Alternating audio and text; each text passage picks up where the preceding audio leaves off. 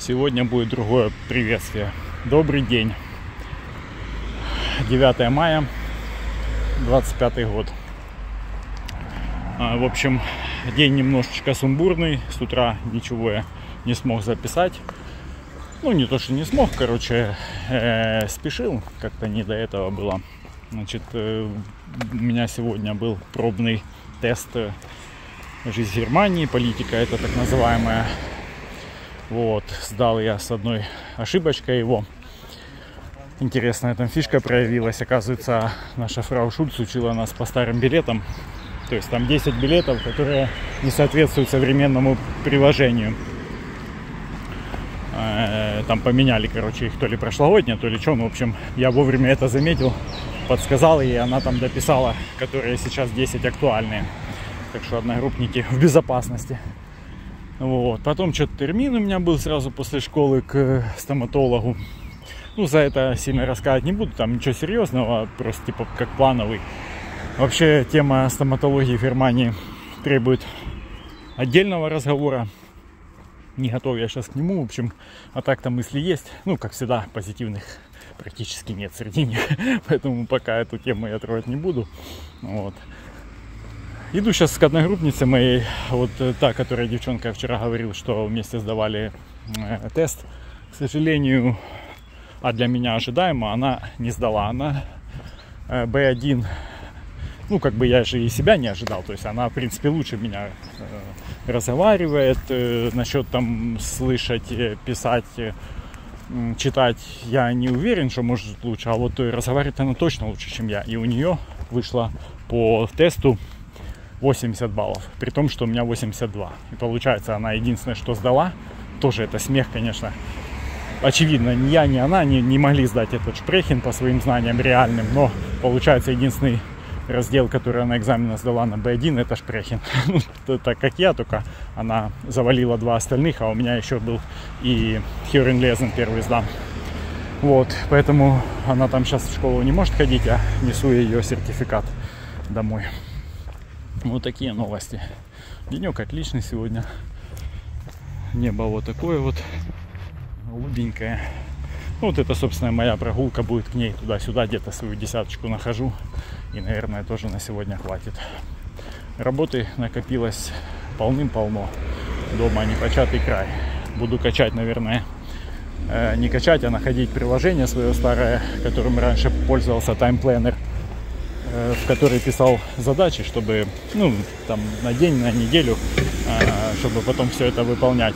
Ну, то есть ты конкретно там ставишь время, там, с 7 до 9, допустим, буду там искать там палатку, с 10 там буду что-то там другое делать, ну, вот такие вещи. Вот, потому как нифига не получается. Туда-сюда надо пойти походить, туда-сюда, там, школа, в общем, надо расписывать конкретные планы, его держаться, иначе у меня все идет не так, как я хочу. Так, я свою миссию выполнил, сертификат отдал. Теперь буду потихоньку домой двигаться. И зашел здесь рядом с ней, с одноклассницей моей, Клейнгартен находятся. Ну, это такие дачи немецкие.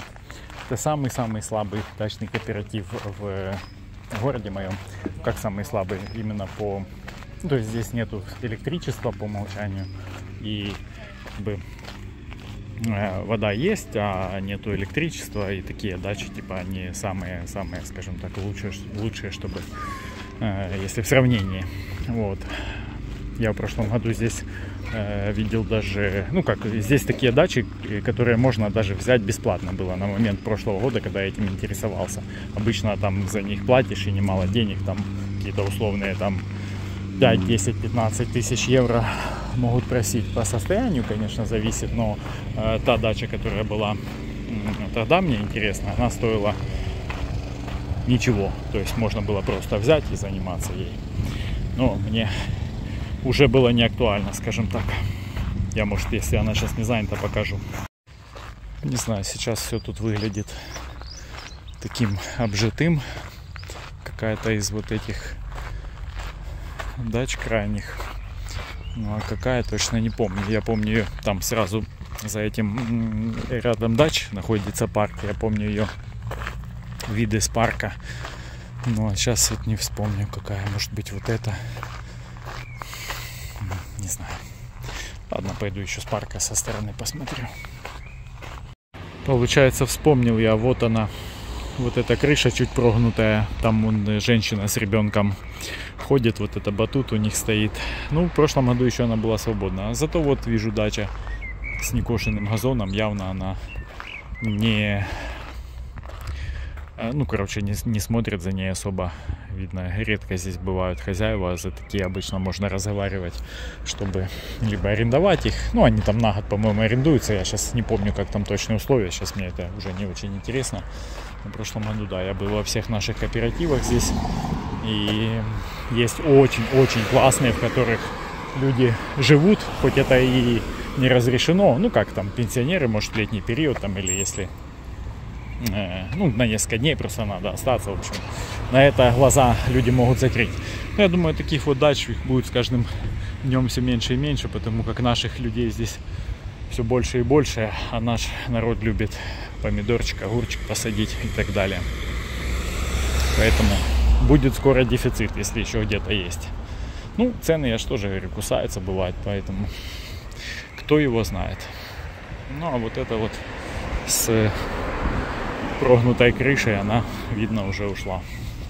Ладно, сейчас марш-бросок через парк, и там уже домой недалеко. Наверное, на сегодня все. Если ничего до вечера интересного, что я захочу сохранить, не случится, то на этом выпуск и закончим.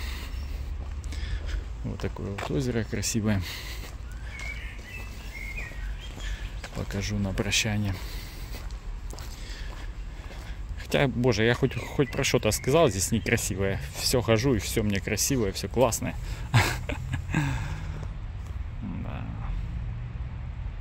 Вот так вот отражается водичка. Так смотришь, коричневая какая-то такая грязная. Но тут, где небо отражается, просто красота. Да, первое озеро было просто разминкой. Тут второе вот какое. Я и забыл. Давненько был в этом парке. Вообще небо супер.